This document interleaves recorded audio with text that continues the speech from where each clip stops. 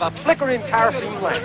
Would you like to hear one of my poems, ma'am? They're not very much, but they're right. We're from Terre Haute. That's right, ma'am. We're Success from Terre Haute. rarely arrives alone. It brings recognition, expectation, and a subtle pressure to remain exactly who the world believes you are. The achievement that validates your talent can quietly narrow your freedom to evolve. In long careers, whether in business, public service, or the arts, many Americans come to recognize this tension. The higher your visibility, the harder it becomes to redefine yourself. For Carolyn Jones, that conflict between fame and autonomy became the defining arc of her professional life. To the public, she was the unforgettable Morticia of the Addams Family. Yet behind that enduring image stood an actress determined not to be confined by a single role. This is a story about reinvention under recognition and what it takes to protect identity after success.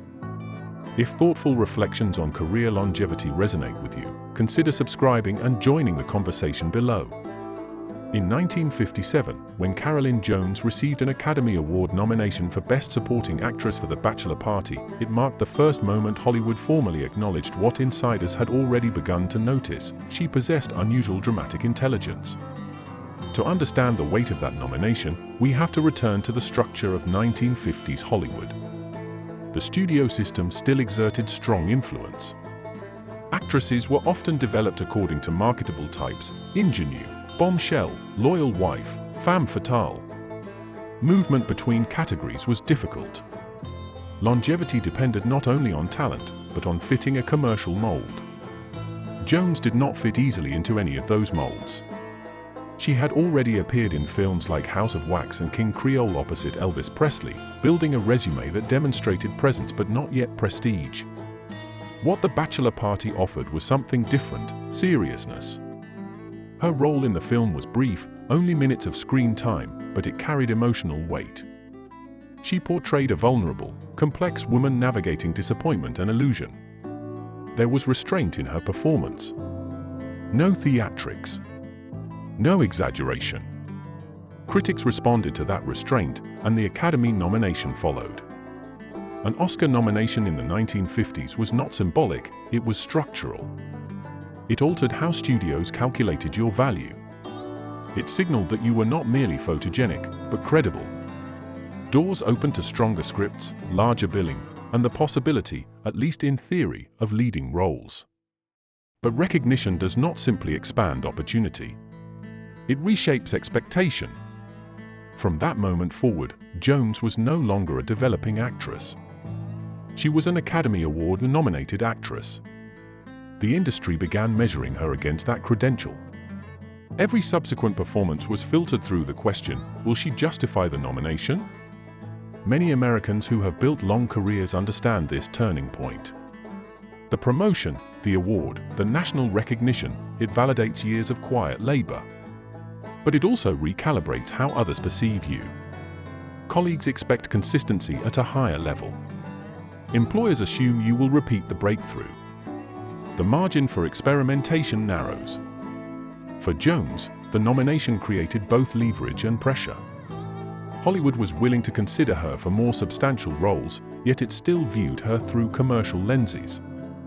She often found herself cast as the alluring or slightly unconventional woman rather than the central protagonist. The breakthrough had elevated her status, but it had not rewritten the industry's categories.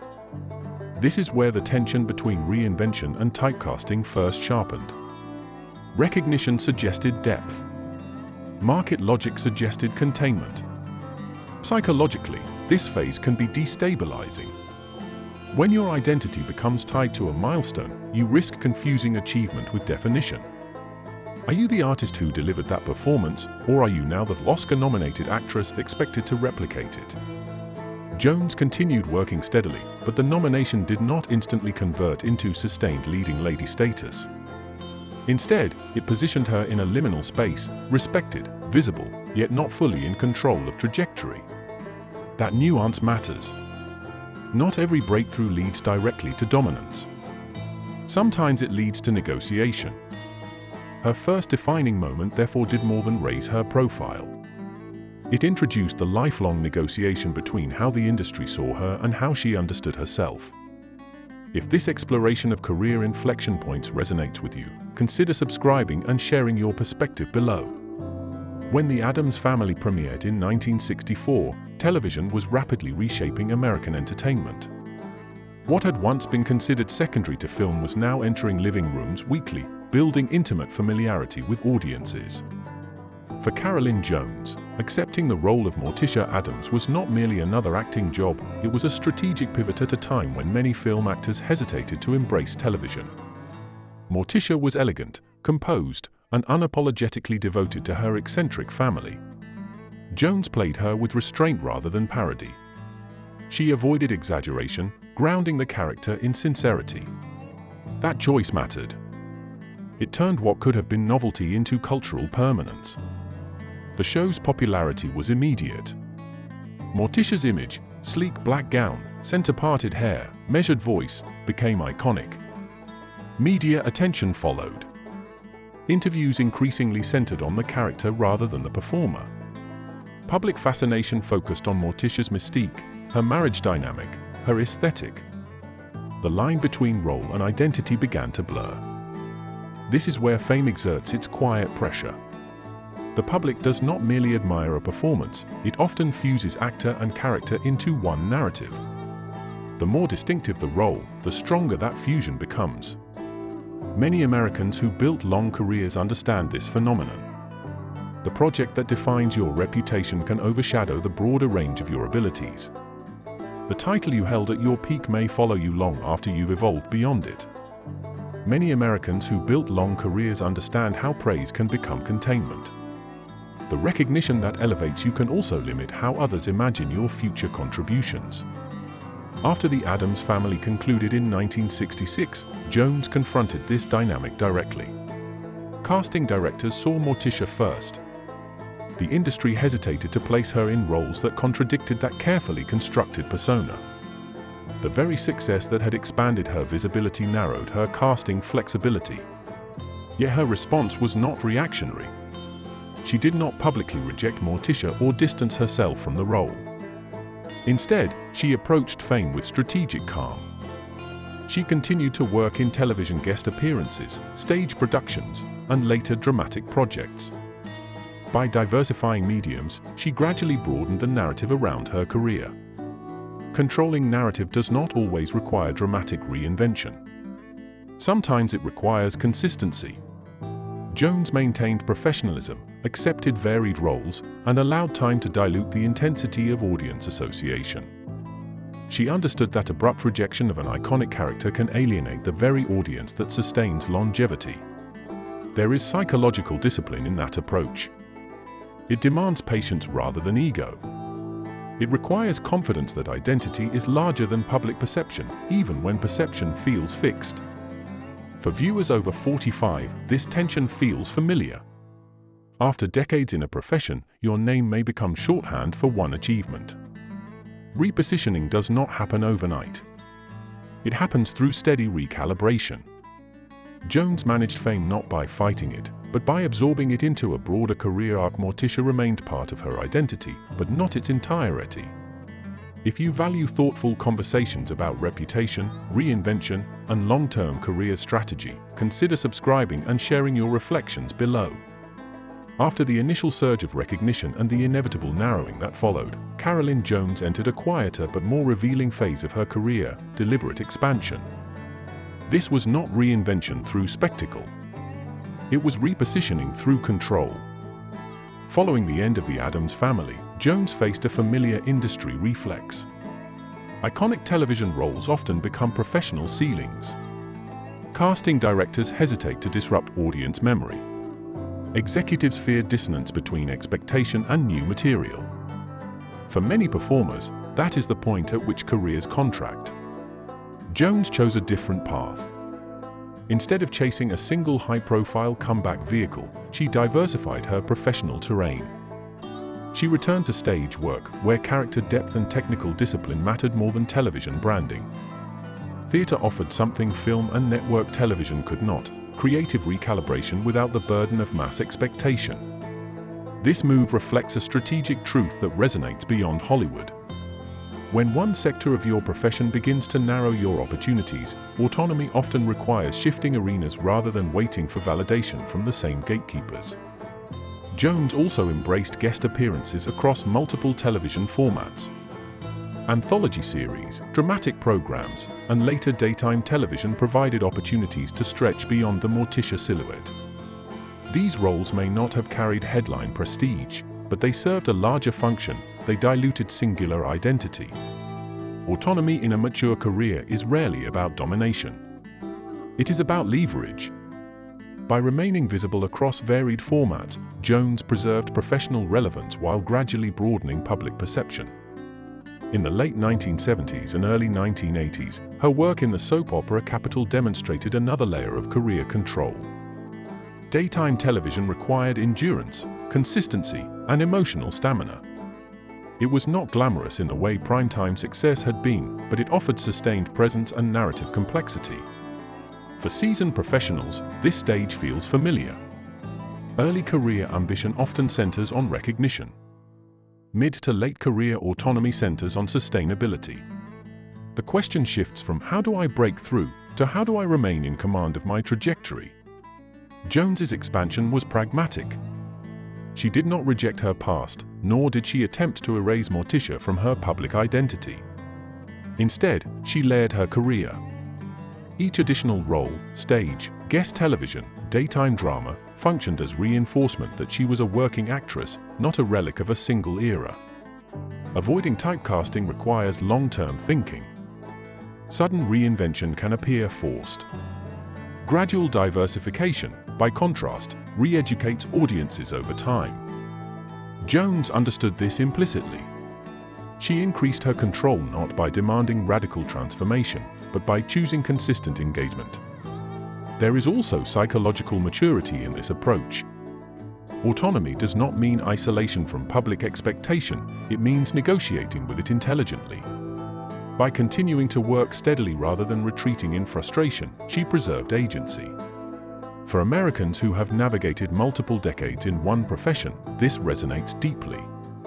You may not always control the narrative others construct about you, but you can control the breadth of your contributions. You can decide whether to remain active, to pivot sectors, to redefine the context in which your skills are applied. Carolyn Jones's expansion phase reveals that reinvention is less about rejecting the past and more about multiplying dimensions. Career control, in her case, was quiet, strategic, and persistent, an assertion that identity is built across chapters, not confined to one. As careers mature, professional decisions are rarely separated from personal priorities. For Carolyn Jones, the later chapters of her life reveal how sustainability often depends less on ambition and more on recalibration. By the late 1960s and early 1970s, the entertainment landscape had shifted dramatically. The studio system had weakened, television had become dominant, and youth culture was redefining Hollywood's center of gravity. For an actress who had already experienced film recognition and iconic television fame, the question was no longer how to break through, but how to remain steady. Jones made choices that reflected evolving priorities. She stepped away from the relentless pace of high-profile Hollywood visibility and accepted periods of reduced exposure. Strategic retreat is often misunderstood as decline. In reality, it can be a recalibration of energy and focus. Stepping back allows space to evaluate what kind of work remains meaningful. Aging in public view presents its own challenge, particularly for actresses whose early careers were shaped by visual expectation. Hollywood historically offered fewer leading roles to women past a certain age. Jones did not publicly resist this structural reality. Instead, she adjusted her professional lens. She leaned into character roles and ensemble work, where depth mattered more than conventional glamour. For many Americans over 45, this stage feels deeply familiar. Early career years are often driven by expansion, titles, promotions, visibility. Later years bring a different metric of success, sustainability. The conversation shifts from what's next to what still matters. Jones's later professional life illustrates that sustainable fame requires redefining relevance. Her work in daytime television, including Capital, provided consistency and creative engagement. Daytime drama demanded stamina and emotional continuity. It was work rooted in craft rather than spectacle. At the same time, her personal life reflected a search for stability beyond professional validation. She married again in her later years, signaling a prioritization of companionship and grounded connection. These decisions were not framed as dramatic transformations but as adjustments consistent with a life lived in chapters. The most profound example of sustainable autonomy emerged during her illness. After being diagnosed with colon cancer in the early 1980s, Jones chose to continue working when physically able. She did not publicly construct her illness as a defining narrative. Instead, she maintained privacy while fulfilling professional commitments. There is dignity in that decision. Aging in public often tempts oversharing or performance of struggle. Jones resisted turning personal adversity into public spectacle. She allowed her work, not her condition, to remain central. For viewers who have navigated health challenges, career transitions, or personal loss while maintaining professional identity, this approach resonates. Sustainability is not about denying difficulty. It is about choosing which aspects of life become public definition. Jones's final years were not marked by headline dominance, but by continuity. She worked, she adapted, and she honored the craft that had defined her adulthood. Her public image matured alongside her lived experience. Sustainable fame, in her case, was not a loud crescendo. It was endurance. It was the refusal to let youth, illness, or shifting industry trends erase decades of contribution. In the arc of reinvention versus typecasting, this chapter demonstrates that autonomy is preserved not only through bold moves, but through steady, intentional living. Not every legacy is loud. Some are durable. The career of Carolyn Jones offers a case study in that quieter kind of endurance. She did not dominate headlines for decades, nor did she reinvent herself through dramatic public declarations. Instead, she navigated the long arc of professional life with a series of deliberate adjustments, each one shaped by the tension between reinvention and typecasting. Managing success was her first test. An Academy Award nomination early in her career validated her artistic credibility. Later, her portrayal of Morticia on the Addams Family delivered cultural immortality. But both forms of recognition carried an implicit challenge: how to prevent achievement from becoming confinement. Success gave her visibility. It also threatened to define her permanently. Protecting autonomy required patience. Jones did not publicly reject the role that made her iconic. She understood that Morticia was part of her professional DNA. Yet she refused to allow that single character to represent the totality of her skill. Through stage work, guest roles, and later television appearances, she layered her identity rather than abandoning it. That incremental expansion reflects a mature understanding of how reputations evolve. For many Americans who have built careers across 3 or 4 decades, this negotiation feels familiar. The title that once elevated you can become shorthand for your entire contribution. The market, whether corporate, creative, or institutional, often prefers simplicity. But real careers are rarely simple. Building a sustainable career demands flexibility without surrender.